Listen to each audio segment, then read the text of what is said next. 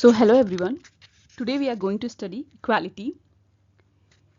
Equality का मतलब है कि सभी लोग डिग्निटी और वर्थ के मामले में बराबर हैं। हर व्यक्ति को लॉ के सामने इक्वल राइट्स, इक्वल अपॉर्चुनिटीज और इक्वल ट्रीटमेंट मिलना चाहिए। 1776 की अमेरिकन डिक्लेरेशन ऑफ इंडिपेंडेंस ने कहा था all man are created equal, यानी सभी व्यक्ति जन्म से समान हैं। इसी तरह 1789 की French declaration of the rights of man and of the citizen ने भी इक्वालिटी पर जोर दिया और कहा man are born and remain free and equal in rights, यानी सभी व्यक्ति जन्म से स्वतंत्र हैं और अधिकारों के मामले में समान हैं।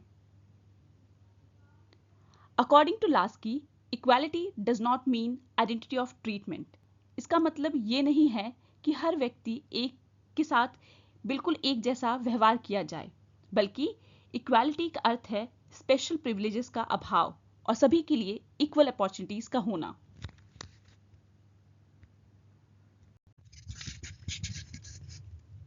इक्वालिटी की कुछ की फीचर्स हैं।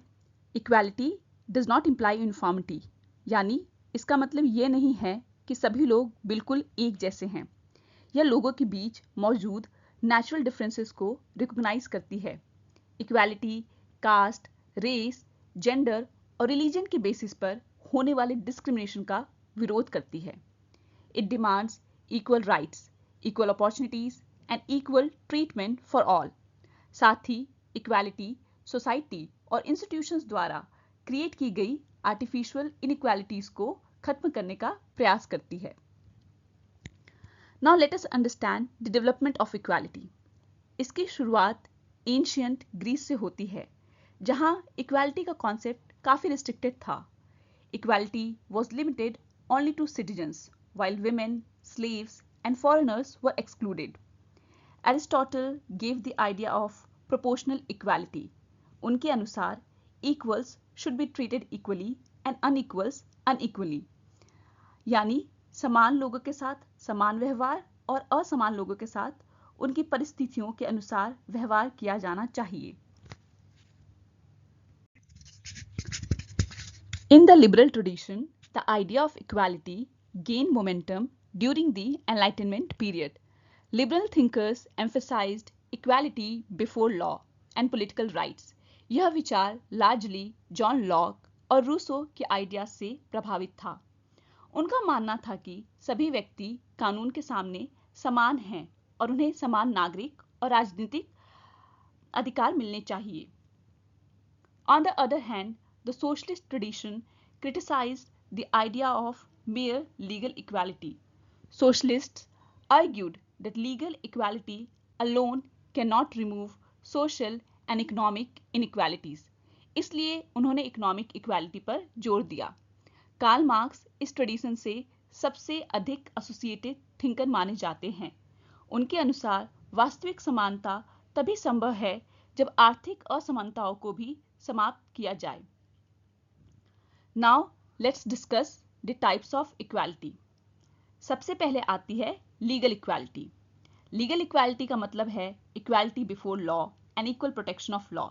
इसके अनुसार कानून की नज़र में सभी व्यक्ति समान हैं और किसी को भी जन्म, जाति, धर्म, लिंग या सामाजिक स्थिति के आधार पर कोई स्पेशल प्रिविलेज नहीं दिया जाना चाहिए।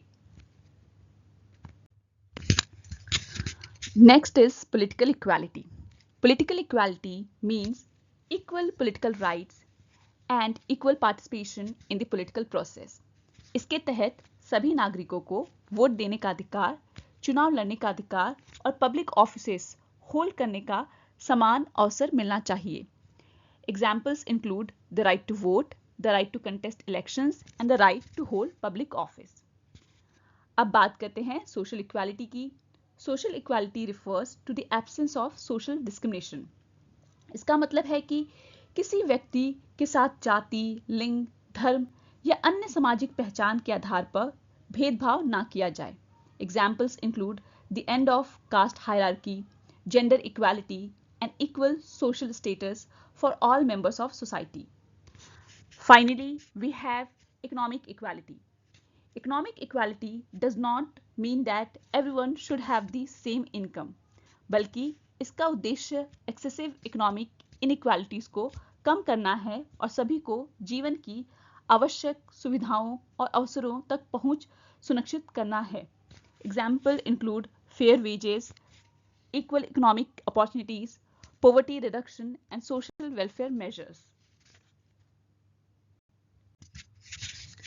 अब बात करते हैं फॉर्मल इक्वालिटी अर्थात की औपचारिक समानता की और सब्सटैंटिव इक्वालिटी अर्थात की सार्थक समानता की. फॉर्मल इक्वालिटी यानी औपचारिक समानता का मानना है कि सभी लोगों के साथ सेम रूल्स और सेम ट्रीटमेंट अप्लाई किए जाएं. यह equality of treatment, equal rules और इक्वल प्रोसीजर्स पर फोकस करती है. इस अप्रोच के अकॉर्डिंग लॉ सबके लिए एक जैसा होना चाहिए, चाहे उनकी सोशल या इकोनॉमिक सर्कमस्टांसेस कुछ भी हो. On the other hand, substantive equality यानी सार्थक समानता यह मानती है कि सिर्फ सेम ट्रीटमेंट देना काफ़ी नहीं है. लोगों की सोशल, इकोनॉमिक और हिस्टोरिकल सर्कमस्टांसेस अलग अलग होती हैं, इसलिए उन्हें उनकी स्पेसिफिक नीड्स और कंडीशंस के अकॉर्डिंग ट्रीट किया जाना चाहिए. Substantive equality focuses on achieving real and meaningful equality rather than merely ensuring equal rules and procedures. Formal equality का एक सिंपल एग्जाम्पल है कि सभी स्टूडेंट्स के लिए सेम एग्जाम और सेम रूल्स अप्लाई किए जाएं. यहाँ फोकस इक्वल ट्रीटमेंट पर होता है, चाहे स्टूडेंट्स की बैकग्राउंड या अपॉर्चुनिटीज अलग अलग क्यों ना हो. On the other hand, substantive equality के एग्जाम्पल्स हैं रिजर्वेशन, स्कॉलरशिप, अफर्मेटिव एक्शन और अदर सपोर्टिव मेजर्स. इनका ऑब्जेक्टिव यह इंश्योर करना है कि डिसएडवांटेज ग्रुप्स को भी इक्वल अपॉर्चुनिटीज मिल सके और वह सोसाइटी में इफेक्टिवली compete कर सके. However, both approaches have certain limitations.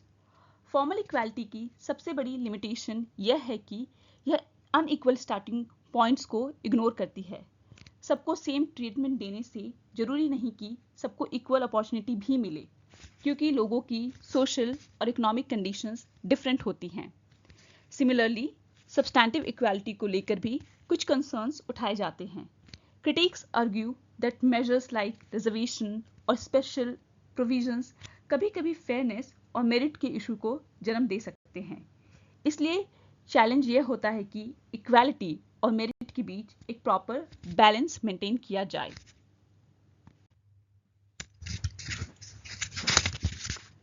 Next, let's discuss equality of opportunity and equality of outcome अर्थात अवसर की समानता और परिणाम की समानता. इक्वालिटी ऑफ अपॉर्चुनिटी का मतलब है कि सभी इंडिविजुअल्स को अपनी एबिलिटीज और टैलेंट डेवलप करने के लिए इक्वल अपॉर्चुनिटीज मिलनी चाहिए. इस अप्रोच में फोकस इक्वल स्टार्टिंग कंडीशंस पर होता है ताकि हर व्यक्ति अपनी मेहनत और योग्यता के आधार पर आगे बढ़ सके. On the other hand, equality of outcome का ऑब्जेक्टिव है कि सोसाइटी में रिसोर्सेस, इनकम और बेनिफिट्स का डिस्ट्रीब्यूशन ज़्यादा बैलेंस्ड हो और लोगों के बीच आउटकम्स में एक्सेसिव इनइक्वालिटीज ना रहे. यहाँ फोकस सिर्फ अपॉर्चुनिटीज पर नहीं बल्कि फाइनल रिजल्ट्स पर भी होता है. For example, equality of opportunity ensures that every student gets access to education and an equal chance to compete. Equality of outcome, however, seeks to reduce large differences in educational or economic outcomes among different groups.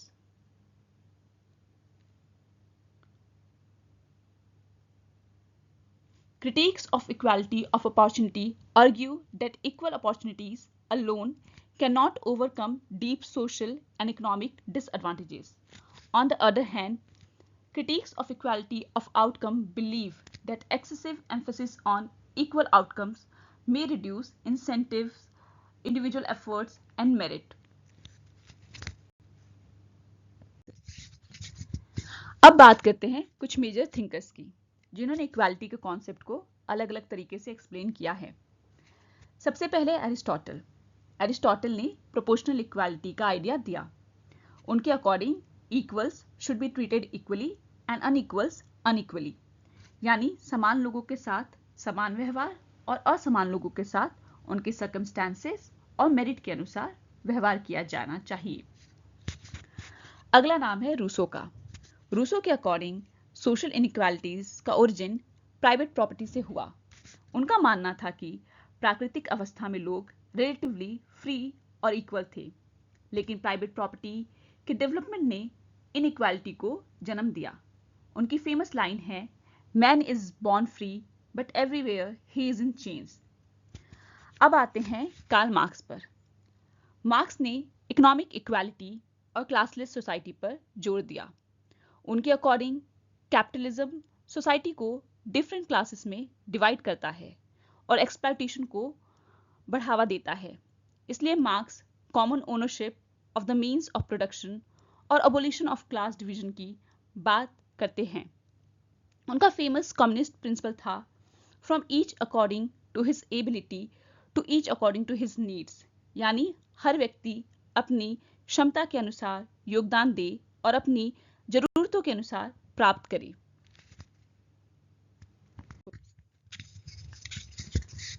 अब बात करते हैं John Rawls की, जो 20th century के सबसे influential political philosophers में से एक माने जाते हैं।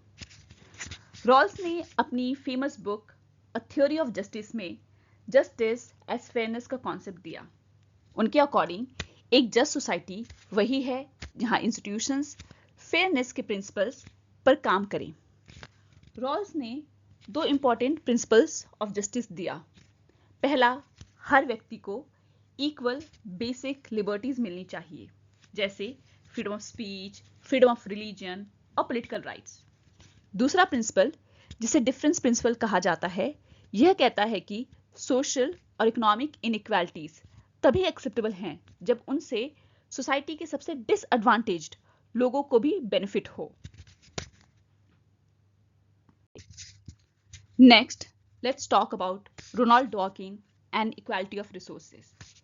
रोनाल्ड डॉकिंग के अकॉर्डिंग इक्वालिटी का मतलब ये नहीं है कि सभी लोगों को सेम आउटकम्स मिले, बल्कि उनका फोकस इक्वालिटी ऑफ रिसोर्सेज पर था। डॉकिंग का मानना था कि हर व्यक्ति को सोसाइटी के रिसोर्सेज तक फेयर और इक्वल एक्सेस मिलना चाहिए ताकि वे अपने लाइफ चॉइसेस खुद कर सके। इक्वालिटी का ऑब्जेक्टिव लोगों को सेम रिजल्ट देना नहीं, बल्कि उन्हें फेयर रिसोर्सेज और अपॉर्चुनिटीज प्रोवाइड करना है। उन्होंने डिस्टिंक्शन किया बिटवीन चॉइसेस एंड सर्कमस्टांसेस। अगर किसी व्यक्ति की सिचुएशन उसके कंट्रोल के बाहर की सर्कमस्टांसेस की वजह से खराब है, तो सोसाइटी को उसकी मदद करनी चाहिए।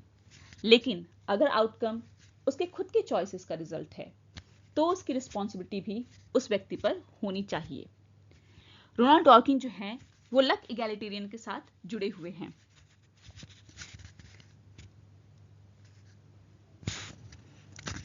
अमर्त्य सेन ने इक्वालिटी के डिस्कशन को एक नई direction the through his capability approach. उनके अकॉर्डिंग इक्वालिटी को सिर्फ इनकम, वेल्थ या रिसोर्सेज के बेसिस पर मेजर नहीं किया जाना चाहिए। सेन का मानना था कि इम्पॉर्टेंट ये है कि लोग क्या कर सकते हैं और क्या बन सकते हैं, यानी उनकी रियल कैपेबिलिटीज क्या है। 2 लोगों के पास सेम रिसोर्सेज हो सकते हैं, लेकिन उनकी एबिलिटीज और सर्कमस्टांसेस अलग होने की वजह से उनके अपॉर्चुनिटीज भी अलग हो सकते हैं। इसलिए सेन ने रिसोर्सेज या आउटकम्स की बजाय कैपेबिलिटीज और फ्रीडम पर फोकस किया है। उनके अकॉर्डिंग डेवलपमेंट का ऑब्जेक्टिव लोगों की रियल फ्रीडम्स और चॉइसेस को एक्सपैंड करना होना चाहिए। फॉर एग्जाम्पल, 2 इंडिविजुअल्स के पास सेम इनकम हो सकती है, लेकिन अगर उनमें से एक डिसेबल्ड है या उसके पास एजुकेशन और हेल्थ केयर की एक्सेस नहीं है, तो उसकी एक्चुअल कैपेबिलिटीज कम होंगी। अब बात करते हैं माइकल वॉल्जर के कॉम्प्लेक्स इक्वालिटी की। वॉल्जर ने कॉम्प्लेक्स इक्वालिटी का कॉन्सेप्ट दिया। उनके अकॉर्डिंग सोसाइटी में डिफरेंट सोशल गुड्स होते हैं, जैसे wealth, political power, education, health care और सोशल स्टेटस। इन सभी गुड्स को एक ही प्रिंसिपल से डिस्ट्रीब्यूट नहीं किया जा सकता। वॉल्जर का मानना था कि हर सोशल स्फेयर के अपने रूल्स और प्रिंसिपल्स होने चाहिए। फॉर एग्जाम्पल, पॉलिटिकल पावर को पैसों के बेसिस पर नहीं मिलना चाहिए और एजुकेशन या हेल्थ केयर की एक्सेस भी सिर्फ वेल्थ पर डिपेंड नहीं करनी चाहिए। उन्होंने आर्ग्यू किया कि एक स्फीयर में एडवांटेज होने का मतलब ये नहीं होना चाहिए कि वही एडवांटेज दूसरे स्फीयर्स में भी डोमिनेंस क्रिएट करे। फॉर इंस्टेंस, अगर कोई व्यक्ति इकोनॉमिकली रिच है तो उसे ऑटोमेटिकली पॉलिटिकल पावर या सोशल प्रेस्टीज नहीं मिल जाना चाहिए। इसलिए वॉल्जर ने कॉम्प्लेक्स इक्वालिटी की बात की, जहां सोसाइटी के डिफरेंट गुड्स को उनके अप्रोप्रिएट प्रिंसिपल्स के अकॉर्डिंग डिस्ट्रीब्यूट किया जाए और किसी एक ग्रुप का डोमिनेशन हर स्फीयर में ना हो। अब हम बात करेंगे इक्वालिटी और लिबर्टी के बीच के रिलेशनशिप का। तो जो लिबरल ट्रेडिशन है वो मानता है कि liberty is more important than equality.